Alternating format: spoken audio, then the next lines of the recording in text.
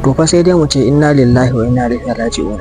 A 'yan kwanakin nan ne muka samu labarin gobara mai girma wanda ta tashi a jihar California da ke kasar Amurka, wanda ya haddasa babban bala'i ga al'ummar yankin.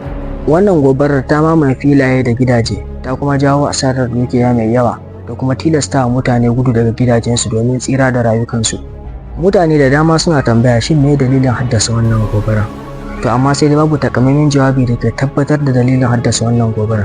Sai dai kamar yadda muka sani, dalilin da ke haddasa gobara suna da yawa, kama daga wutar lantarki, bushewar daji da kuma kunna wuta ba bisa ka'ida ba. To amma wasu mutanen suna gani wannan ba komai bace face aya da Allah ya nuna wa kasar Amurka sakamakon ana zarginta da kai hare-hare kasashe da dama ta hanyar amfani da makamin kare dangi wato nuclear a turance. Ku kalli wannan bidiyo da na sa muku yanzu domin gani yadda ƙasar ta kasance a da da kuma yanzu.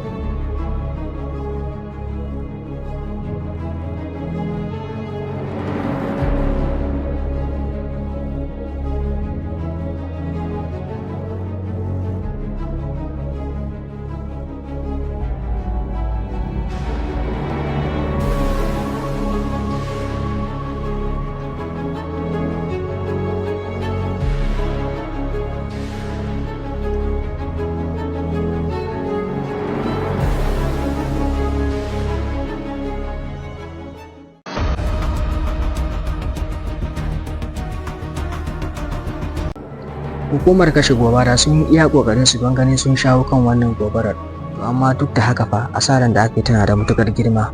Gidaje da yawa sun kone, dukiya miliyoyin daloli sun lalace ta fannin dukiya da muhalli, sannan kuma an yi asarar rayuka. Daga ƙarshe muna addu'a Allah ya tsare kowace ƙasa da shiga irin wannan iftila'i.